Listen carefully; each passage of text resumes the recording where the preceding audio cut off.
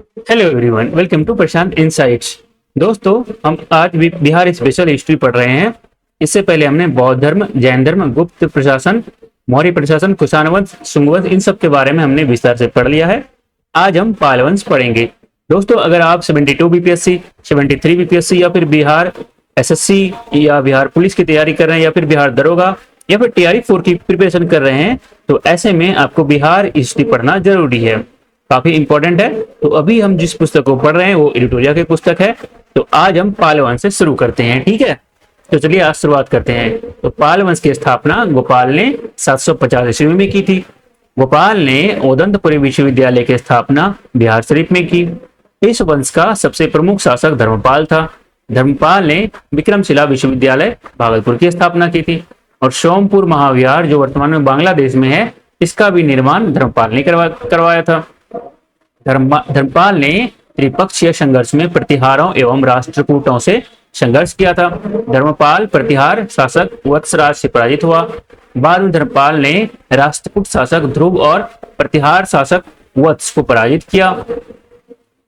उसने कुछ समय के लिए कन्नौज पर अधिकार भी किया था। धर्मपाल ने उत्तरापद स्वामी की उपाधि धारण की थी। धर्मपाल के बाद उसका पुत्र देवपाल 810 ईस्वी में शासक बना। देवपाल ने मुंगेर को अपनी राजधानी बनाया था। यह भी कई बार क्वेश्चन पूछा जा सकता है आपसे। देवपाल ने जावा इंडोनेशिया के शैलेंद्र वंशी शासक बालपुत्र देव को नालंदा में विहार बनाने के लिए 5 गांव दान में दिए थे।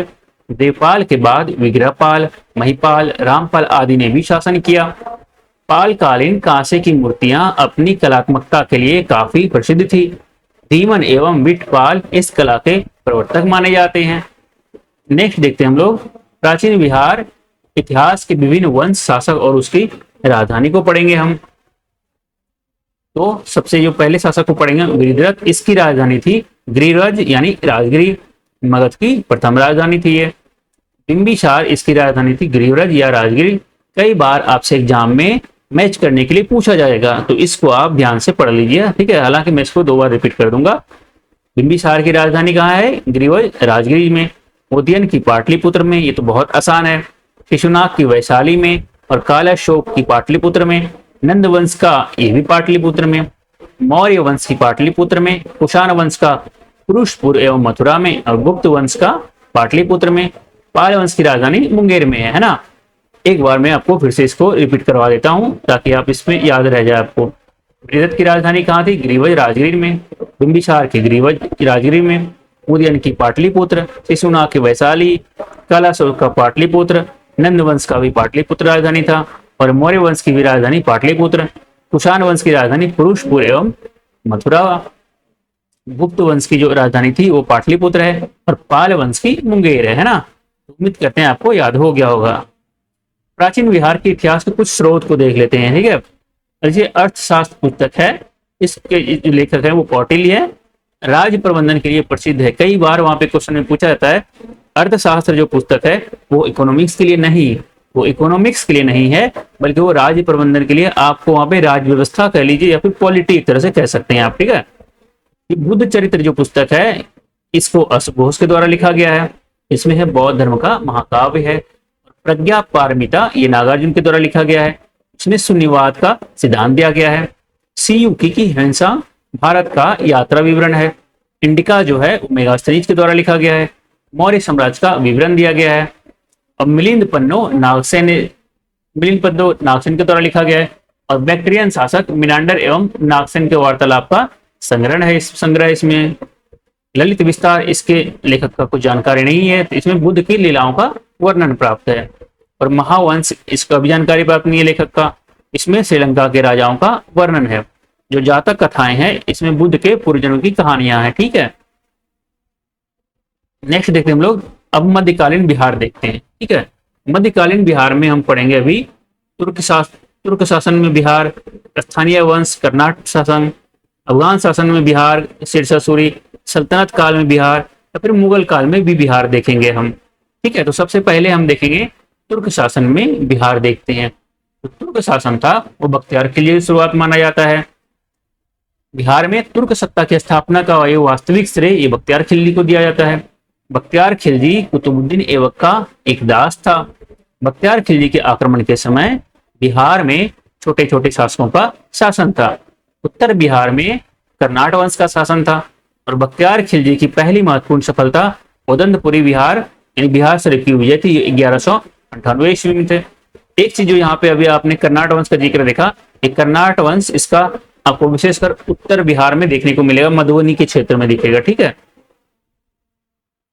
बख्तियार खिलजी ने ओदंतपुरी के साथ साथ नालंदा एवं विक्रमशिला विश्वविद्यालय को भी जला दिया था। ये भी कई बार क्वेश्चन पूछता है, विक्रमशिला और नालंदा को किसने जलाया था या किसने नष्ट किया था? तो ये बख्तियार खिलजी ने नष्ट किया था। 1203 से 4 ईस्वी में नादिया बंगाल में पर चढ़ाई की, जो सेन वंश की राजधानी थी। उस समय सेन वंश का शासक लक्ष्मण सेन था। लक्ष्मण सेन बिना लड़े ही डरकर भाग गया। बख्तियार ने इस क्षेत्र पर अधिकार कर लखनऊती को अपनी राजधानी बनाया। बख्तियार की हत्या उसके अधिकारी अली मर्दान ने कर दी। उसके शव को बिहार शरीफ के इमादपुर में दफनाया गया है। आपसे ये भी क्वेश्चन पूछा जा सकता है कि बख्तियार खिलजी की मृत्यु कैसे हुई? तो उसकी हत्या एक अधिकारी ने की थी जिसका नाम अली मर्दान था, और जो उसके शव है उसको बिहार शरीफ के इमादपुर में दफनाया गया था। ठीक है, उसके शव को यहाँ देखिए इमादपुर में दफनाया गया था। अब कर्नाट वंश को देख लेते हैं। अभी मैंने आपको बताया था कर्नाट वंश उत्तर बिहार में है। देखिए यहाँ पे क्या है, मिथिला के कर्नाट वंश। पाल वंश के पतन के बाद के दौरान में तिरहुत मिथिला क्षेत्र में कर्नाट वंश का उदय हुआ। कर्नाट वंश के जो संस्थापक थे वो नान्यदेव थे। कर्नाट वंश की राजधानी सिमरावगढ़ थी, जो वर्तमान में नेपाल में है। बख्तियार खिलजी के बिहार अभियान के समय कर्नाट शासक नरसिंह देव ने उसे नजराना भेंट देकर सहयोग किया था, क्योंकि कर्नाट वंश का सेन वंश से संघर्ष चलता रहता था, इसीलिए उन्होंने बख्तियार खिलजी को नजराना दिया था।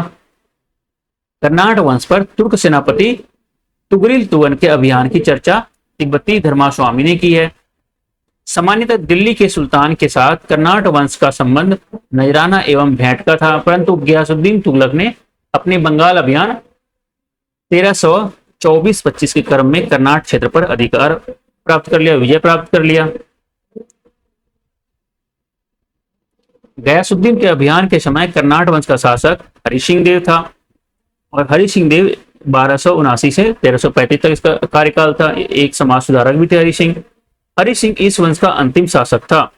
उसके समय पंजी प्रबंध का विकास हुआ। आपसे प्रश्न पूछा जाए पंजी प्रबंध का विकास किसके समय में हुआ है, तो आपको बताना है हरि सिंह के समय में हुआ है। ठीक है, मैथिली भाषा का विकास कर्नाट राजवंश के दौरान हुआ था। सल्तनत काल में बिहार देख लेते हैं। दिल्ली के सुल्तान एवं बंगाल के शासकों के बीच निरंतर होने वाले संघर्ष में बिहार लंबे समय तक युद्ध का अखाड़ा बना रहा। इल्तुतमिश दिल्ली सल्तनत का प्रथम सुल्तान था जिसने बिहार पर अभियान किया। उसने 1225 एवं ईस्वी में बंगाल एवं बिहार पर अधिकार किया, परंतु यह अधिकार उसके उत्तराधिकारी के समय खत्म हो गया।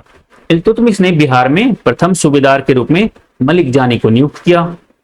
प्रथम सूबेदार के रूप में मलिक जानी को नियुक्त किया था किसने? इल्तुतमिश ने। तुगलक काल में बिहार पर सुल्तानों को वास्तविक नियंत्रण हुआ। 1324 से 25 में गयासुद्दीन तुगलक ने कर्नाट वंश पर विजय प्राप्त की। फिरोज शाह तुगलक भी अपने बंगाल अभियान 1359 के समय बिहार आ गया। पटना और गया से उसके अभिलेख प्राप्त हुए हैं। राजगीर के जैन मंदिरों के अभिलेखों में उसके द्वारा अनुदान देने के प्रमाण मिले हैं। तुगलक काल में बिहार की राजधानी बिहार शरीफ थी, और उस काल में बिहार शरीफ का नगर बौद्ध धर्म का प्रमुख केंद्र था। तुगलक काल में बिहार के प्रशासकों में सबसे महत्वपूर्ण नाम जो है वह मलिक इब्राहिम का है, जो मलिक बयां कहलाते थे। इसका मकबरा बिहार शरीफ में पहाड़ी पर स्थित है। 13वीं शताब्दी के मध्य में मिनहाज ए सिराज की रचना तबकाते नासरी में बिहार नाम का उल्लेख मिलता है। अब अफगान शासन में बिहार को देखते हैं। सिकंदर लोदी ने 1495 से 96 में दरिया खान नुहानी को बिहार में प्रशासक या राज्यपाल नियुक्त किया था। सिकंदर लोदी ने किसको राज्यपाल या प्रशासक नियुक्त किया था? दरिया खान नुहानी को। अब इब्राहिम लोदी की मृत्यु के बाद दरिया खान नुहानी का पुत्र बहार खान नुहानी ने स्वतंत्र सत्ता की घोषणा कर दी। वहीं दूसरी ओर अफगान शासक महमूद लोदी बाबर से बचने के लिए बिहार आ गया। बाबर ने 1529 ईस्वी में घाघरा के युद्ध में बिहार के इन अफगानों को पराजित कर दिया।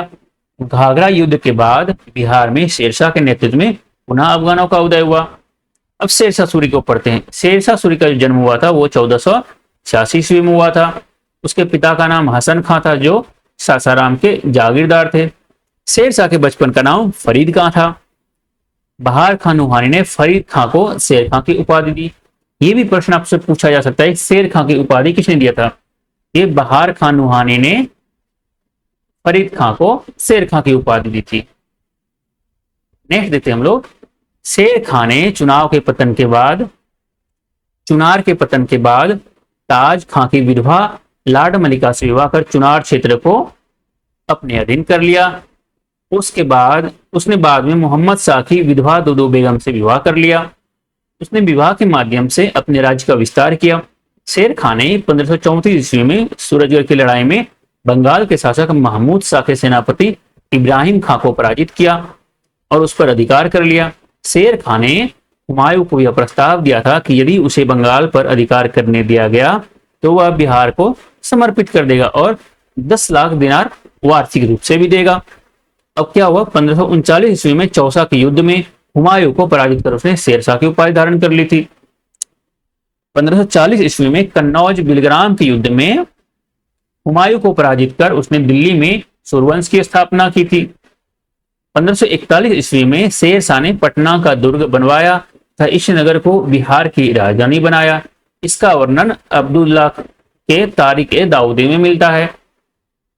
शेर शाह ने 1543 ईस्वी में रायसीन, 1544 ईस्वी में मारवाड़ विजय किया और 1545 ईस्वी में कालिंगर अभियान में गोला फटने से वह घायल हो गया और उसकी मृत्यु हो गई।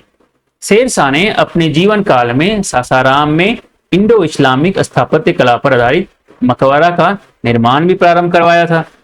शेर शाह की मृत्यु के बाद उसके पुत्र इस्लाम शाह ने इसे बनवाया। कृत्रिम झील के मध्य स्थित यह इमारत आकार में अष्टकोणीय है एवं लाल बलुआ पत्थर से निर्मित है। ये शेर शाह ने बिहार में रोहतास किला का भी निर्माण करवाया। शेर शाह ने जब्ती प्रणाली भी चलाई जिसमें भूमि की माप के आधार पर लगान निर्धारित किया जाता था। बाद में इसे अकबर ने भी अपनाया। ये अगर प्रश्न पूछा जाए कि बिहार में जब्ती प्रणाली किसने चलाई थी, ये शेर शाह ने चलाई। बाद में इसको अकबर ने भी अपनाया था। शेर शाह का शासन सुव्यवस्थित शासन की प्रणाली के लिए प्रसिद्ध था। उसने संचार व्यवस्था, डाक व्यवस्था, सैन्य व्यवस्था, राजस्व व्यवस्था में व्यापक सुधार भी किए थे। शेर शाह सूरी ने शुद्ध चांदी का रुपया और तांबे का दाम प्रचलित करवाया था। देखिए, शेर शाह ने शुद्ध चांदी का सिक्का रुपया चलवाया था। शेर शाह के बाद उसका पुत्र जलाल खां इस्लाम शाह की उपाधि के साथ गद्दी पर बैठा। शेर शाह के बाद उसके पुत्र का नाम क्या था? जलाल खां, जो इस्लाम शाह की उपाधि के साथ गद्दी पर बैठा। बाद में सूर्यवंश 3 भागों में बट गया। 1555 ईस्वी में मच्छीवाड़ा एवं सरहिंद के युद्ध में हुमायूं ने सिकंदर सूरी को पराजित कर सूर्यवंश का अंत कर दिया। अब हम पढ़ेंगे चेरो वंश। पाल वंश के पतन के पश्चात बिहार के क्षेत्र में स्थानीय राज्यों का उदय हुआ। उन्हीं राज्यों में एक प्रमुख राज्य चेरों का राज्य था। चेरों का राज्य शाहाबाद, सारण, मुजफ्फरपुर, पलामू, वाराणसी का क्षेत्र था। चेरो वंश की स्थापना 12वीं सदी में हुई थी। चेरो वंश का मुख्यालय बिहिया भोजपुर था। 1607 ईस्वी में चेरों एवं उज्जैन के बीच एक महत्वपूर्ण लड़ाई हुई थी जिसमें चेरों की जीत हुई थी। इस वंश का प्रमुख शासक मेदिनी राय था। मुगलों के प्रभाव से इस वंश का धीरे धीरे पतन हो गया। किसका? चेर वंश का। उसके बाद पढ़ेंगे, अब मुगल काल में बिहार पढ़ेंगे। अब शेर शाह की मृत्यु के बाद कुछ वर्षों तक सूर्यवंश की सत्ता बनी रही, लेकिन 1555 से 56 ईस्वी में मुगल के राज्य की पुनः स्थापना हो गई। दिल्ली में मुगल राज की पुनः स्थापना के समय बिहार में ताज खां करारानी के नेतृत्व में एक अफगान राज्य का गठन हुआ। अकबर के समय बिहार पढ़ते हैं। अब ताज खां करारानी ने अकबर के प्रति सम्मान की नीति अपनाई, लेकिन उसके पुत्र दाऊद खां करारानी ने इसका विरोध किया। अकबर ने उसे दंडित करने के लिए स्वयं आक्रमण किया और 1576 ईस्वी में उसने पटना को जीत लिया। दाऊद खां को पटना छोड़कर भागना पड़ा। दाऊद खां बिहार का अंतिम अफगान शासक सिद्ध हुआ, है ना। अब 1580 ईस्वी में बिहार को मुगलों द्वारा एक सूबा प्रांत का दर्जा दिया गया। अकबर द्वारा मुनीम खां को बिहार का गवर्नर बनाया गया। अकबर द्वारा मुनीम खां को बिहार का गवर्नर बना दिया। अब अकबर के समय में राजा मान सिंह को बिहार का प्रांतपति 1587 ईस्वी से 1594 ईस्वी बनाया गया। मान सिंह के समय मुगल साम्राज्य बिहार में काफी मजबूत हो गया था। मान सिंह के समय रोहतास को बिहार की राजधानी बनाया गया। आपसे यह भी पूछा जा सकता है कि रोहतास को बिहार की राजधानी कब बनाया गया, तो मान सिंह के समय बनाया गया। अब कुछ फैक्ट देख लेते हैं सूफी सिलसिला के बारे में। बिहार में आने वाले महत्वपूर्ण सूफी संत जो थे वो इमाम ताज फकी थे, जो मनेर में आकर के बसे। बिहार में चिश्ती, कादरी, शुहरावर्दी, मदारी, फिरदौसी सिलसिले प्रचलित थे। इनमें सबसे लोकप्रिय फिरदौसी सिलसिला था। इसके सबसे प्रमुख संत मखदूम सफरुद्दीन याह्या मनेरी थे। इसका जन्म 1290 ईस्वी में मनेर में और मृत्यु 1381 ईस्वी में बिहार शरीफ में हुआ था, है ना। आगे चलते हैं हम लोग जहांगीर के समय बिहार को पढ़ते हैं। जहांगीर के समय छोटा नागपुर के क्षेत्र पर मुगलों का अधिकार स्थापित हुआ। इस क्षेत्र से मुगलों को हीरा और सोना प्राप्त होता था। जहांगीर ने 1621 ईस्वी में राजकुमार परवेज को बिहार का प्रांतपति बनाया। इसके बाद यह पद केवल राजकुमारों को ही दिया जाने लगा। अब पढ़ते हैं हम लोग औरंगजेब के समय बिहार। औरंगजेब ने अपने प्रिय पौत्र राजकुमार अजीम को 1702 ईस्वी में बिहार का प्रांतपति सूबेदार नियुक्त किया। अजीम ने पटना का नाम अजीमाबाद कर उसका सौंदर्यीकरण कराया। उत्तर मुगल काल के शासक फर्रुखसियर ने 1713 ईस्वी में पटना में अपना औपचारिक राज्याभिषेक किया। वह पहला मुगल सम्राट था जिसका राज्याभिषेक बिहार में हुआ। तो कौन सा पहला मुगल सम्राट जिसका बिहार में पहली बार ये हुआ राज्याभिषेक हुआ? तो ये फर्रुखसियर था, ठीक है। शाह आलम द्वितीय का भी विधिवत राज्याभिषेक 1761 ईस्वी में पटना में हुआ था। ये तो बाद में हुआ था, लेकिन पहले तो फर्रुखसियर का हुआ था 1713 ईस्वी में, है ना। यहाँ पे देखिए, औरंगजेब की मृत्यु 1707 ईस्वी के बाद कमजोर होती मुगल सत्ता में बिहार बंगाल का भाग बन गया और मुर्शीद कुली खां जो 1717 से 1727 ईस्वी तक बंगाल उड़ीसा का सूबेदार बना रहा। उसके बाद सुजाउद्दीन बंगाल का नवाब बना। सुजाउद्दीन ने 1733 ईस्वी में बिहार को बंगाल में मिलाया। उसने 1733 ईस्वी में अलीवर्दी खां को बिहार का उप सूबेदार नियुक्त किया और 1739 ईस्वी में सरफराज खां बंगाल का फिर नवाब बना। नेक्स्ट देखते हैं हम लोग, अलीवर्दी खां ने गिरिया की युद्ध 1740 में सरफराज खां को पराजित किया और बंगाल का नवाब बन गया। उसने मुगल सम्राट को 2 करोड़ रुपए देकर अपने पद को स्थायी बना दिया। अब 1756 ईस्वी में अलीवर्दी खां की मृत्यु तक बिहार, बंगाल एवं उड़ीसा क्षेत्र पर उनका प्रत्यक्ष नियंत्रण रहा। दोस्तों, अब पढ़ते हैं हम सिख धर्म के बारे में। सिख धर्म और बिहार। सिख धर्म के संस्थापक गुरु नानक देव थे। सिख धर्म में कुल 10 गुरु हुए। इन 10 सिख गुरुओं में से गुरु नानक, गुरु तेग बहादुर एवं गुरु गोविंद सिंह का संबंध बिहार से था। फिर से एक बार रिपीट कर देता हूं कि सिख धर्म के संस्थापक गुरु नानक हुए थे। तो सिख धर्म में कुल 10 गुरु हुए। इन 10 सिख गुरुओं में से गुरु नानक, गुरु तेग बहादुर एवं गुरु गोविंद सिंह का संबंध बिहार से है, ठीक है। गुरु नानक ने बिहार में गया, राजगीर, पटना, मुंगेर, भागलपुर आदि की यात्रा की थी। वे बिहार का भ्रमण करने वाले प्रथम सिख गुरु थे। सिख धर्म के 9वें गुरु श्री तेग बहादुर भी सासाराम गया होते हुए पटना आए। यहाँ वे अपनी पत्नी गुजरी देवी को छोड़ गए थे जो मां बनने वाली थी। यहीं पटना में गुरु गोविंद सिंह जी का जन्म हुआ। अब सिख धर्म के 10वें एवं अंतिम गुरु गोविंद सिंह का जन्म पटना में 26 दिसंबर 1666 ईस्वी को हुआ। गुरु गोविंद सिंह 1775 ईस्वी में 10वें गुरु बने और 1699 ईस्वी में उन्होंने खालसा पंथ की स्थापना की। तख्त श्री हरि मंदिर जी पटना साहिब सिख धर्म का प्रमुख तीर्थस्थल है। इसका निर्माण महाराजा रणजीत सिंह ने करवाया था। इसे ही पटना साहिब के नाम से जाना जाता है। अब हम थोड़ा पढ़ लेते हैं कि पाटलिपुत्र से पटना क्या हुआ, कैसे हुआ। ईसा पूर्व 5वीं शताब्दी में पाटलिपुत्र नगर का विकास एक सैनिक शिविर के रूप में वज्जियों से सुरक्षा के लिए अजातशत्रु द्वारा किया गया था। उदयन ने पाटलिपुत्र नगर को पहली बार राजधानी बनाई। हमने पहले भी पढ़ा था। बुद्ध ने पाटलिपुत्र से गुजरते हुए भविष्यवाणी की थी कि यह नगर गौरवशाली बनेगा, लेकिन नगर का विनाश गृहकलह, अग्निकांड और बाढ़ से होगा। मौर्य काल एवं गुप्त काल में पाटलिपुत्र वैभवशाली नगर था, लेकिन गुप्तोत्तर काल में पाटलिपुत्र का गौरव लुप्त होते गया धीरे धीरे।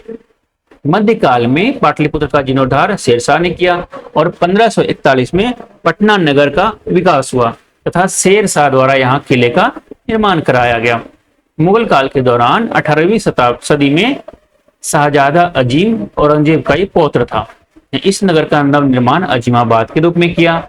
दिल्ली के पतन के काल में पटना उत्तर भारत का सबसे महत्वपूर्ण नगर बन गया था। ब्रिटिश शासन के दौरान पृथक बिहार राज्य के गठन के बाद 1912 में पटना का पुनः विस्तार हुआ। पटना के ब्रिटिश वास्तुकार जोसेफ फेरिस मोनिंग्स न्यूजीलैंड निवासी थे।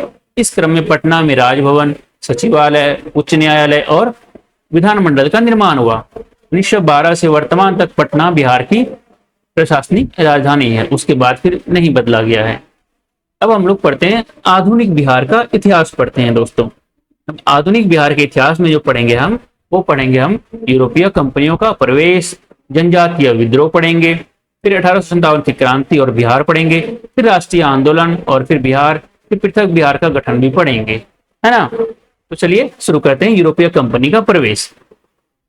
बिहार में सबसे सर्वप्रथम यूरोपीय कंपनी में पुर्तगाली आए थे। आपसे प्रश्न में पूछा जाएगा कि बिहार में सर्वप्रथम कौन विदेशी कंपनी आए थे, तो आपको अंग्रेजी नहीं लगा देना है आंसर में, वहां पे पुर्तगाली लगाना है, ठीक है।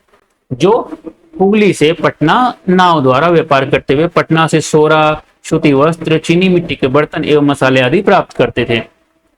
जो डच, हॉलैंड, इसके बाद फिर आए डच आए जो कि हॉलैंड या नीदरलैंड के थे। पटना में सबसे पहले व्यवस्थित व्यापारिक कोठी डचों ने स्थापित किया।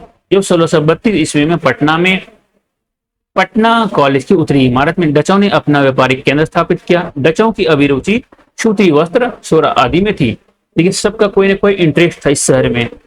पहले पुर्तगाली आया, फिर डच आया, फिर अंग्रेज आएगा, है ना।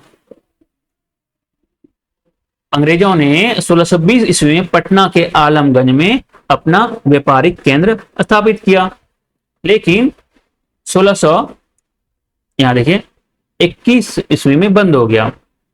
इन्हें व्यापारिक केंद्र स्थापित करने में वास्तविक सफलता 1651 में मिली। अंग्रेज यात्री पीटर मुंडी 1632 ईस्वी में बिहार आया। उसने यहाँ व्यापार की संभावनाएं देखी तथा डच कंपनी को व्यापार करते हुए देखा उन्होंने। इसी से प्रेरित होकर अंग्रेजों ने भी बिहार में व्यापार को प्राथमिकता दी।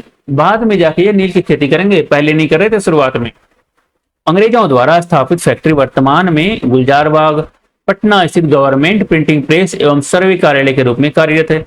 यहीं पर शाह आलम द्वितीय का राज्याभिषेक हुआ था। इसके बाद अंग्रेज के बाद डेन आए। डेनिश कंपनी ने 1774 ईस्वी में पटना सिटी को नेपाली कोठी के समीप अपनी फैक्ट्री स्थापित की। अब पढ़ते हैं हम लोग बंगाल, बिहार एवं अंग्रेज। मुगल शासक फर्रुखसियर 1713 से 19 ईस्वी में 1717 ईस्वी में अंग्रेजों को बंगाल एवं सूरत में व्यापार करने एवं सिक्के प्रयोग करने की मान्यता दी। इस घोषणा को ईस्ट इंडिया कंपनी का मैग्ना कार्टा कहा जाता है। अंग्रेजी कंपनी को 1717 ईस्वी में व्यापारिक अधिकार प्राप्त हो गया था, है ना।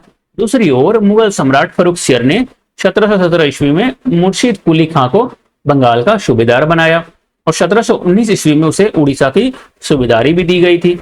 अब ये मुर्शिद कुली खां के बाद शुजाउद्दीन 1727 ईस्वी में बंगाल का नवाब बना और 1733 ईस्वी में बिहार का प्रदेश भी उसके अधीन हो गया। इसने 1733 ईस्वी में अलीवर्दी खां को बिहार का उप सूबेदार बनाया। नेक्स्ट देखते हैं हम लोग 1739 में सरफराज खां बंगाल का नवाब बना। वह जो था सरफराज खां एक अयोग्य शासक था, इसीलिए अलीवर्दी खां ने गिरिया के युद्ध में यानी 1740 में उसे हरा दिया और बंगाल का नवाब बन गया। अलीवर्दी खां ने 1740 ईस्वी में बंगाल पर अधिकार प्राप्त कर लिया। उसने मुगलों से हटकर स्वतंत्र सत्ता चलाना प्रारंभ कर लिया और व्यापारिक हित के लिए नवाब एवं अंग्रेजों के बीच यहीं से स्वाभाविक संघर्ष शुरू हो रहा था धीरे धीरे, ठीक है। अब 1756 ईस्वी में अलीवर्दी खां की मृत्यु के बाद उसका जो नाती था सिराजुद्दौला बंगाल का नवाब बना। सिराजुद्दौला अलीवर्दी खां की सबसे छोटी पुत्री का पुत्र था। सिराजुद्दौला का नवाब बनने से उसके अन्य दामाद ढाका एवं पूर्णिया के उपनवाब जो थे वो नाराज हो गए थे। अब सिराजुद्दौला एवं कंपनी के बीच प्रथम बार जो झगड़ा हुआ, इस संघर्ष कह लीजिए 4 जून 1756 को हुआ, कासिम बाजार में हुआ था। उसने 16 जून 1756 को कलकत्ता पर अधिकार कर लिया। अंग्रेज अधिकारी रोजर ड्रैक को कलकत्ता छोड़ना पड़ा। सिराजुद्दौला ने कलकत्ता के फोर्ट विलियम पर अधिकार कर लिया तथा कलकत्ता का नाम अलीनगर रखा। इस संघर्ष में इसी में काल कोठरी की घटना को हॉलवेल ने प्रचलित किया। हॉलवेल के अनुसार 20 जून 1756 को कलकत्ता में काल कोठरी यानी ब्लैक होल की घटना घटी। ये ब्लैक होल की घटना क्या है इसके बारे में आपको हम बताएं। उसके बाद उसके अनुसार सिराजुद्दौला द्वारा 146 अंग्रेज कैदियों को 18 फीट लंबे तथा 14 फीट चौड़े एक कमरे में बंद कर दिया गया और 23 जून को कमरे खोलने पर केवल 23 व्यक्ति जीवित बचे थे। 123 व्यक्तियों की दम घुटने से मृत्यु हो गई थी। इस घटना के बाद क्लाइव ने कलकत्ता पर अधिकार कर 9 फरवरी 1757 को अलीनगर की संधि करने के लिए सिराजुद्दौला को विवश कर दिया, है ना। नेक्स्ट हम लोग देखते हैं, क्लाइव ने नवाब पर अलीनगर की संधि को भंग करने का आरोप लगाया, जिसके बाद 23 जून 1757 ईस्वी को अंग्रेजों एवं सिराजुद्दौला के मध्य गंगा की सहायक नदी भगीरथी के तट पर प्लासी की लड़ाई हुई। कब हुई थी प्लासी की लड़ाई? 23 जून 1757 ईस्वी को अंग्रेज और सिराजुद्दौला के मध्य में हुआ था। ठीक है। लड़ाई में मीर जाफर जो नवाब के सेनापति थे, राय दुर्लभ दीवान थे और मानिक चंद प्रभारी अधिकारी थे। अमित चंद व्यापारी, जगत सेठ बैंकर ने अंग्रेजों का साथ दिया। मीर मदान एवं मोहनलाल वे सेनापति थे जिन्होंने सिराजुद्दौला की तरफ से युद्ध में भाग लिया। विश्वासघात के कारण सिराजुद्दौला हार गया और मीर जाफर के पुत्र मीरन के इशारे पर सिराजुद्दौला की हत्या कर दी गई और सिराजुद्दौला के बाद मीर जाफर को कठपुतली नवाब बनाया। रॉबर्ट क्लाइव के बाद हॉलवेल बंगाल का गवर्नर बना। उसने 1760 ईस्वी में मीर जाफर की जगह उसके दामाद मीर कासिम को बंगाल का गवर्नर बना दिया। मीर कासिम ने अंग्रेजों के हस्तक्षेप को कम करने के उद्देश्य से अपनी राजधानी मुर्शिदाबाद से मुंगेर हस्तांतरित कर लिया। मीर कासिम ने अंग्रेजों द्वारा दस्तक के दुरुपयोग के कारण उसने स्थानीय व्यापारियों पर से कराव को समाप्त कर दिया। इससे ब्रिटिश व्यापारियों को परेशानी होने लगी। उसने सेना को और आधुनिक रूप से प्रशिक्षित करने के लिए बुर्गिन खान नामक आर्मेनियाई व्यक्ति को रखा। दूसरी ओर मीर कासिम ने बिहार के नायब सूबेदार राम नारायण को उसके पद से बर्खास्त कर उसकी हत्या करवा दी, क्योंकि वह बिहार के आय और व्यय का ब्यौरा देने के लिए तैयार नहीं था। दोस्तों एक कुछ फैक्ट था जो कि ऊपर रह गया था, तो इसलिए इस फैक्ट को भी देख लेते हैं हम। मुर्शीद कुली खां जो था उसका शासनकाल 1717 से 1727 ईस्वी तक था और सुजाउद्दीन जो था उसका 1727 से 1739 ईस्वी था और सरफराज खां वो 1739 से 1740 ईस्वी तक था। ठीक है। और अली वर्दी खां जो थे उसके 1740 से 1756 ईस्वी तक था। सिराजुद्दौला 1756 से 1757 ईस्वी तक उसका कार्यकाल था। और जो मीर जाफर था वो 1757 से 1760 ईस्वी तक था। मीर कासिम 1760 से 1763 ईस्वी तक था और जो मीर जाफर थे उसका कार्यकाल 1763 से 1765 ईस्वी तक था।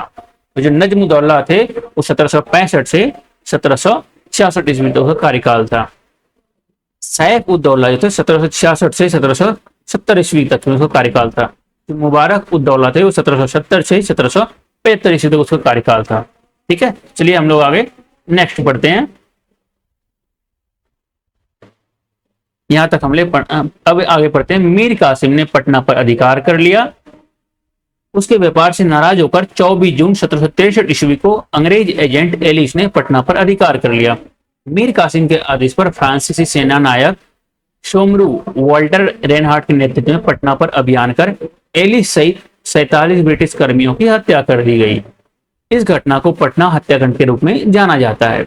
इसके बाद मीर कासिम की जगह पुनः मीर जाफर को बंगाल का नवाब बना दिया। इसके बाद मीर कासिम ने अवध के नवाब सिराजुद्दौला एवं मुगल बादशाह शाह आलम द्वितीय से गठजोड़ कर लिया। ठीक है दोस्तों, 1 मिनट के लिए ब्रेक लेते हैं, थोड़ा पानी पी लेते हैं, फिर इसके आगे हम लोग देखते हैं।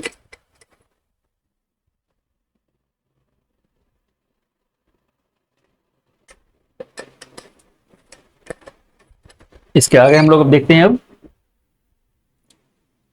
तीनों की संयुक्त सेना एवं अंग्रेजों हेक्टर मुनरो के नेतृत्व में 22 अक्टूबर 1764 ईस्वी को बक्सर का युद्ध हुआ। इस युद्ध में संयुक्त सेना की हार हुई और इस युद्ध के समय बंगाल का नवाब था मीर जाफर था, जिसका दूसरा यह कार्यकाल था। 12 अगस्त 1765 ईस्वी को इलाहाबाद संधि के तहत मुगल सम्राट शाह आलम द्वितीय को 26 लाख रुपए वार्षिक पेंशन के बदले ईस्ट इंडिया कंपनी को बिहार, बंगाल एवं उड़ीसा का दीवानी लगान वसूली अधिकार देना पड़ा। बदले में मुगलों को अवध का कड़ा एवं इलाहाबाद का क्षेत्र अवध से प्राप्त हुआ। क्लाइव द्वारा 1765 ईस्वी में बंगाल में द्वैत शासन की स्थापना की गई। ये भी प्रश्न कई बार लगातार पूछा गया कि द्वैत शासन की स्थापना कब हुआ, किसने किया? तो क्लाइव ने किया था, 1765 ईस्वी में किया था, रॉबर्ट क्लाइव ने। ठीक है। इसके तहत प्रशासनिक उत्तरदायित्व नवाब को सौंप दिया गया तथा सैन्य कर वसूली का अधिकार अंग्रेजों ने अपने पास रख लिया। द्वैत शासन के परिणाम स्वरूप 1770 ईस्वी में बंगाल, बिहार के क्षेत्र में भीषण अकाल पड़ गया। पटना, भागलपुर, दरभंगा, पूर्णिया में अकाल का प्रकोप भयंकर था। 1772 ईस्वी में बंगाल के गवर्नर वारेन हेस्टिंग्स द्वारा द्वैत शासन को समाप्त कर दिया गया तथा नवाब पद का अंत कर दिया गया। बंगाल का अंतिम नवाब मुबारक उद्दौला था। 1765 ईस्वी में दीवानी अधिकार प्राप्त होने के बाद रॉबर्ट क्लाइव ने बिहार में राजस्व वसूली के लिए राजा सिताब राय को नायब दीवान नियुक्त किया। बंगाल के लिए मोहम्मद रजा खां तथा उड़ीसा में राय दुर्लभ को नियुक्त किया था। 1770 में बिहार में एक लगान परिषद रेवेन्यू काउंसिल ऑफ पटना का गठन किया गया, जिसके अध्यक्ष जेम्स अलेक्जेंडर थे। लगान वसूली का काम अब परिषद को मिला। सिताब राय के पास प्रशासनिक कार्य रह गया। 1783 ईस्वी में बिहार में पुनः अकाल पड़ गया। अब जो जांच अधिकारी थे जॉन सोर ने एक अन्नागार के निर्माण का सुझाव दिया। उसके सुझाव पर 1784 ईस्वी में पटना में ब्रिटिश इंजीनियर जॉन गार्टिन द्वारा गोलघर का निर्माण कराया, जो गोलघर अभी तक भी पटना में मौजूद है। ठीक है। अब हम पढ़ते हैं जनजातीय विद्रोह। जनजातीय क्षेत्रों में अंग्रेजों के बढ़ते राजनीतिक, आर्थिक एवं धार्मिक हस्तक्षेप के कारण कई जनजातीय विद्रोह हुए। बिहार के झारखंड क्षेत्र में कई प्रमुख जनजातियों का निवास था। इन जनजातीय क्षेत्रों में अंग्रेज के हस्तक्षेप के कारण कई विद्रोह हुए, जिसको आगे हम अभी पढ़ेंगे, है ना। पहाड़िया विद्रोह हुआ था जो 1778 ईस्वी में हुआ था। ये हुआ था पहाड़िया विद्रोह, राजमहल में हुआ था। इसके जो नेतृत्व करता थे वो राजा जगन्नाथ थे। तिलका मांझी विद्रोह हुआ था 1778 से 85 में भागलपुर के क्षेत्र में हुआ था। इसके जो नेतृत्व करता थे वो तिलका मांझी थे। तमाड़ विद्रोह 1789 से 1832 के बीच में हुआ। छोटा नागपुर के क्षेत्र में हुआ। जो इसके नेतृत्व करता थे वो थे भोलानाथ सहाय थे, है ना। अब पढ़ते हैं हम लोग चेरो विद्रोह। चेरो विद्रोह 1800 से 2 ईस्वी में हुआ। ये पलामू क्षेत्र में हुआ, जिसके नेतृत्व करता थे भूषण सिंह। जो हो विद्रोह हुआ वो सिंहभूम में हुआ। उसके नेतृत्वकर्ता के बारे में जानकारी नहीं है।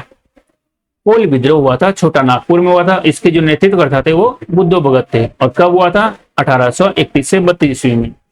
संथाल विद्रोह 1855 से 56 में हुआ था। ये संथाल परगना क्षेत्र में हुआ था। इसके जो नेतृत्वकर्ता थे सिद्धू, कानू, चांद एवं भैरव थे। सरदारी विद्रोह हुआ। उसके बाद सरदारी विद्रोह जो हुआ था वो था 1858 से 1895 तक। छोटा नागपुर सिंहभूम जिले में हुआ था। इसके नेतृत्वकर्ता की जानकारी नहीं है। मुंडा विद्रोह जो हुआ था 1895 से 1900 में हुआ था। ये छोटा नागपुर के क्षेत्र में हुआ। इसके जो नेतृत्व करता थे वो बिरसा मुंडा, जिसको भगवान बिरसा भी कहा जाता है। ताना भगत विद्रोह हुआ था 1913 से 1914 में। ये गुमला क्षेत्र में हुआ था। इसके जो थे नेतृत्वकर्ता वो जतरा भगत थे, है ना। अब हम लोग पढ़ते हैं संथाल विद्रोह 1855 से 1856 ईस्वी। 1857 ईस्वी की क्रांति से तुरंत पहले यह विद्रोह भागलपुर से राजमहल तक के क्षेत्र में हुआ, जिसे दामन एक को के नाम से जाना जाता है। यह जनजातीय शोषण के विरुद्ध प्रथम सशक्त जनजातीय विद्रोह था। इस विद्रोह के कारण बाहरी लोगों यानी दीपुओं द्वारा शोषण किया, मांझी व्यवस्था एवं प्रहा पंचायत व्यवस्था में परिवर्तन किया था। इस विद्रोह के जो नेतृत्व कर रहे थे वो अभी हमने ऊपर में बताया सिद्धू, कान्हू, चांद एवं भैरव ने किया था। इस विद्रोह के क्रम में 6000 संथालियों का संगठन बना और अंग्रेजों की ओर से विद्रोह को दबाने आए कमांडर मेजर बारो की हत्या कर दिया गया। कैप्टन अलेक्जेंडर तथा लेफ्टिनेंट थॉमसन के नेतृत्व में आई अंग्रेजी सेना ने पूरे विद्रोह का दमन कर दिया। ये विद्रोह असफल रहा, लेकिन इसका जो परिणाम हुआ वो संथाल परगना काश्तकारी अधिनियम 1776 संथाल परगना का गठन किया गया। परहा पंचायत एवं मांझी व्यवस्था को भी मान्यता दी गई। अब हम पढ़ते हैं मुंडा विद्रोह। मुंडा विद्रोह जो हुआ था वो 1895 से 1900 ईस्वी में हुआ। यह जनजातीय विद्रोह में सबसे सशक्त जनजातीय विद्रोह था। विद्रोह की व्यापकता के कारण इसे उलगुलान विद्रोह के रूप में भी जाना जाता है। इस विद्रोह का कारण दिकुओं का शोषण, फुटकट्टी व्यवस्था में परिवर्तन। फुटकट्टी व्यवस्था भूमि पर सामूहिक स्वामित्व की व्यवस्था थी। अंग्रेजों द्वारा इस सामूहिक व्यवस्था को समाप्त कर जमींदारी व्यवस्था लागू कर दी गई थी, है ना। इस विद्रोह का नेतृत्वकर्ता बिरसा मुंडा ने किया था। इन्होंने ईसाई धर्म त्याग कर गुरु आनंद पांडे से वैष्णव धर्म की दीक्षा प्राप्त की। उन्होंने स्वयं को सिंह बोंगा के अवतार यानी धरती आवा के रूप में स्थापित कर उन्होंने आचरण शुद्धता, आत्म सुधार एवं एकेश्वरवाद का उपदेश दिया। नेक्स्ट देखते हैं हम लोग। इस विद्रोह का प्रारंभ सामाजिक धार्मिक सुधार के रूप में हुआ, जो बाद में राजनीतिक सुधार के रूप में परिवर्तन हो गया। स्वतंत्र मुंडा राज की स्थापना के लिए बिरसा मुंडा के नेतृत्व में अंग्रेजों के विरुद्ध सबसे सशक्त विद्रोह 1899 में देखने को मिला, जब कई स्थानों पर अंग्रेजों को हराया गया और कई अंग्रेज अधिकारियों की हत्या भी हुई थी। 3 फरवरी 1900 ईस्वी को बिरसा मुंडा को गिरफ्तार कर लिया और 9 जून 1900 को हैजा के कारण उसकी मृत्यु हो गई। उसकी मृत्यु के पश्चात ये विद्रोह समाप्त हो गया। विद्रोह के परिणाम स्वरूप फुटकट्टी व्यवस्था पुनः लागू की गई। कुटी एवं गुमला को अनुमंडल बनाया और छोटा नागपुर काश्तकारी अधिनियम 1908 पारित किया। 15 नवंबर बिरसा मुंडा के जन्म दिवस को जनजातीय गौरव दिवस के रूप में भी 2021 में मनाया जाता है। दोस्तों अब थोड़ा सा पढ़ते हैं हम लोग 1857 ईस्वी की क्रांति से पूर्व बिहार में हुए विद्रोह या आंदोलन। एक बहावी आंदोलन हुआ था। तो बहावी आंदोलन के जो प्रवर्तक थे वो अब्दुल अल बहाव थे, ठीक है। उन्होंने अरब क्षेत्र में इसको प्रारंभ किया था। भारत में इसको सैयद अहमद बरेलवी रायबरेली के नेतृत्व किया गया था।